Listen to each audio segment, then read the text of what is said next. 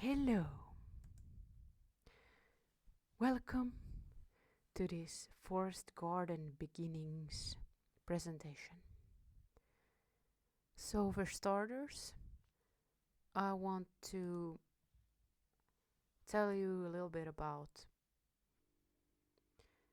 how I got into permaculture and give some links to other talks related to this topic that I've been on, and then I'm gonna talk more about what I've learned by doing regarding starting a forest garden here in southern Finland, so Scandinavia. And at the end there will be some ideas regarding the future.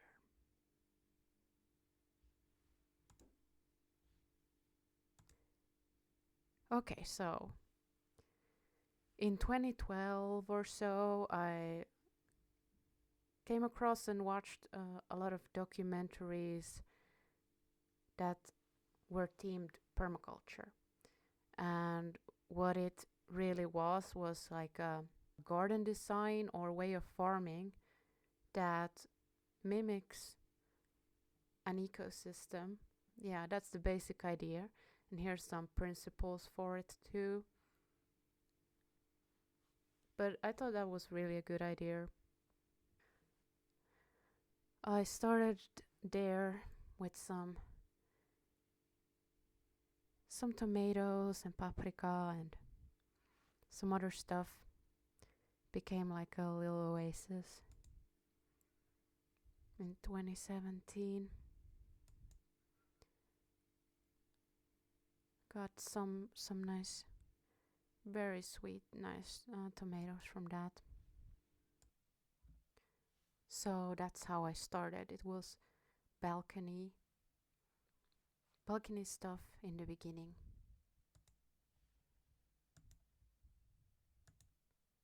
But what I was really interested in was the forest garden idea, because I saw that it could help us bridge the gap, or mend the torn up ecosystems that we have. And I also looked then 2019, 2020, that winter I was researching more about it, and about also soil microbiology and a little bit about regenerative agriculture too, no-till and stuff like that. And if you wanna hear more about forest ecosystems and the future of food, and about soil and agricultural shift and food health in the future, then you can go to this playlist that I'm gonna link in the video. And yeah, there you can hear more about that. So let's get into it. So what I found out was that some plants you can reproduce, make more of, by taking cuttings and rooting them. So you take a piece that is a young branch when the plant is dormant, so when it's not having leaves. This is in the spring, this picture, but when it hasn't got leaves, it's cold enough that the leaves have fallen off, but the plant is alive then still, but it's dormant. So you cut like maybe 20-25 centimeter piece of a young branch, and you stick it into soil, and it will start making roots, and it will become its own new current plant. And here are some that I rooted first time in 2020. I tried it, and here they are later that year. Nowadays, I only put one in each pot because it's easier. You don't have to replant them again soon. Otherwise, the roots kind of mesh together. And with these, you can just leave them out in the weather. It's actually kind of better because that's what they're used to. But yeah, I also did some raised beds. And here you can see January of 2020 when I started really with this project. And it's like on a yard to house, my dad's house. And here, just to give you like comparison, is now in October 2022. A lot has changed. There's a lot of more like the natural undergrowth has started to spread out and grow. And there's a diversity of different herbs and plants in here. Some currant bushes too, and some trees, and yeah, a lot has changed since then, even in 3 short years. Not a lot of effort. So here is like another part of the yard in May 2016, and then in June 2021. And here you can see like how reduced mowing has made this place so much more lush. There's all kinds of nice natural herbs growing around. There's strawberries growing. Those are since then planted, and all sorts. And also after this things have happened. But yeah, the point is with the reduced mowing is we get more flowering plants for the pollinators, just naturally occurring plants, and also get more water retention. When we have plants growing, they will keep the water in the soil much better than if it's just cut short. So that helps against drought and to protect the soil microbes, which we need for healthy plants. Yeah, here's some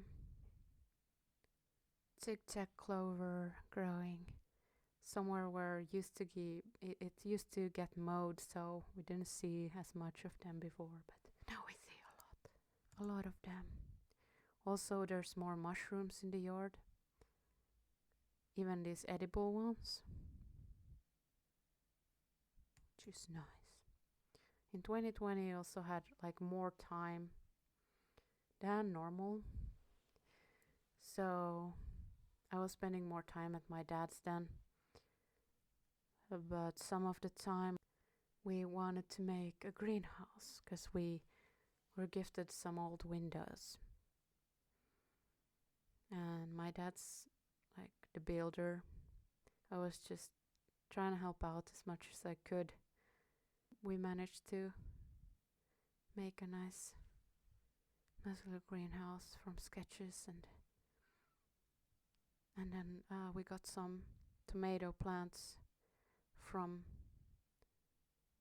a friend, and then I planted it full of them. Got to look very nice in there. I also planted some oaks from seed, acorns, and I love oaks. Also got some nettle seeds. I've been growing them on my balcony even, and it's a very nutritious plant. It's a mineral accumulator, Really a superfood. It's an earthy taste. You can make tea out of it too. Or add a little bit into foods. Also grew some spinach in the raised beds. It was nummy. Some cucumber in the greenhouse. Here you can see an illustration of the 7 layers of the forest garden. And I find this helpful graph. There's the tall trees, the low tree layer, shrub layer, herb layer, ground cover layer, and root layer. So, and vine layer too. The creeping, climbing plants. So when you, in your specific location, which you should always start from that and observe it. And luckily I know this location really well. I grew up there. So yeah, you can start by looking at like what layers do you have there and what plants could you have in these different layers for your local climate, what plants do well there and what give harvests, and what kind of harvests you would like and what you need. This also brings to mind thinking in guilds. So this means groups of plants that work well together and form kind of like a mini ecosystem type unit. And what you should think about to have in each group is then like besides these layers of the different layers of the food forest, that at least some of the plants would be mineral accumulators and pollinator attractors or other beneficial insect attractors, and nitrogen fixer plants. And I would add still, like if you need some mulch or compost filler plants, to add those into, or maybe you have something growing that you can use for those things already. So yeah, I looked more into the guild thinking in 2021, 2022. We really do have a majority of spruce and Scots pine, the tree species here in Finland. That's what most people tend to grow. And that's good for firewood and such things and timber. But there's also some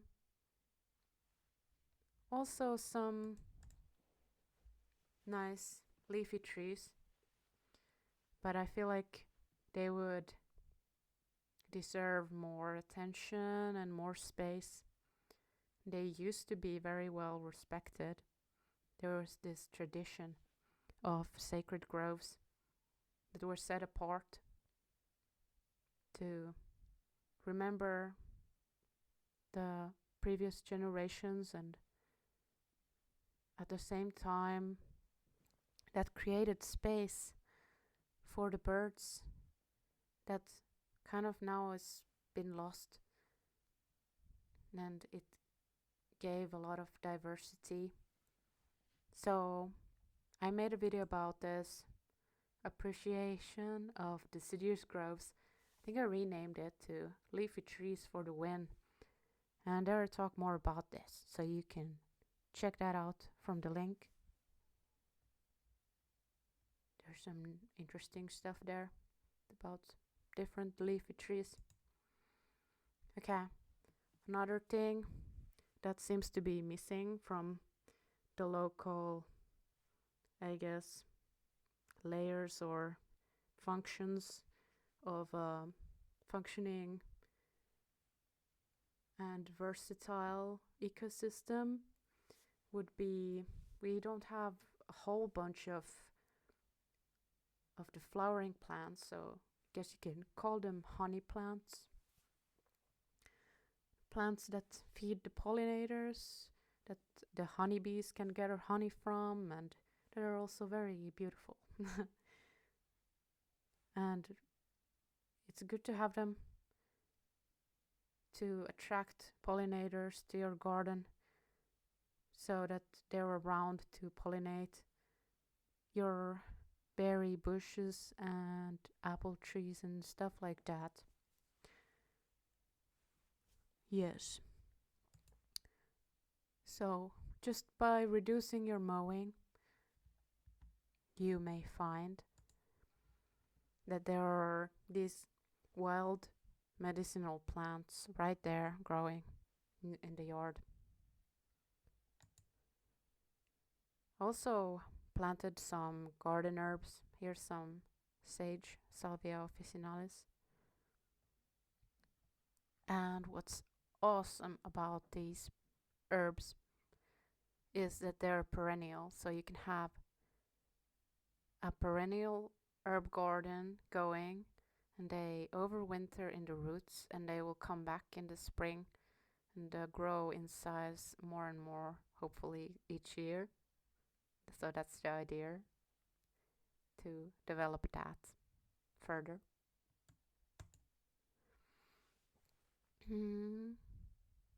These marigolds are really good for pollinators. They're also good companion plants for a lot of vegetables. And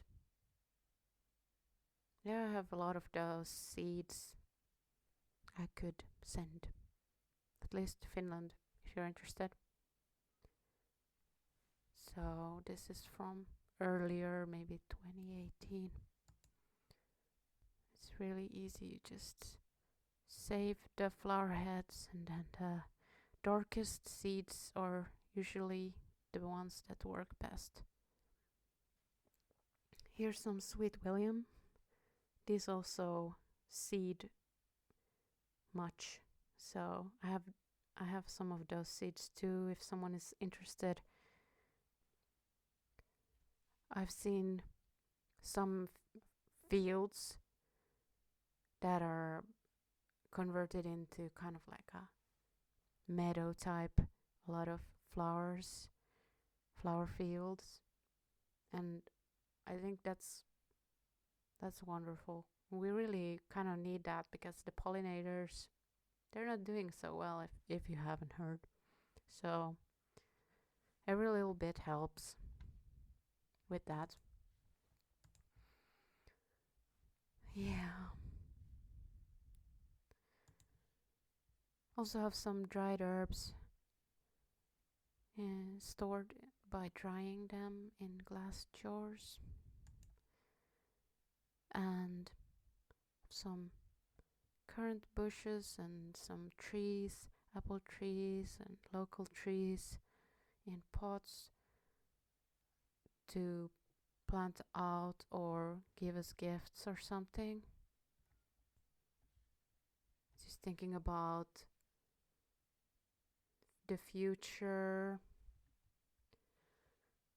I would like to get some local manure to have it somewhere to compost for a year or so. Then I could use it for, well, yeah, as nutrients for growing some vegetables and stuff like that.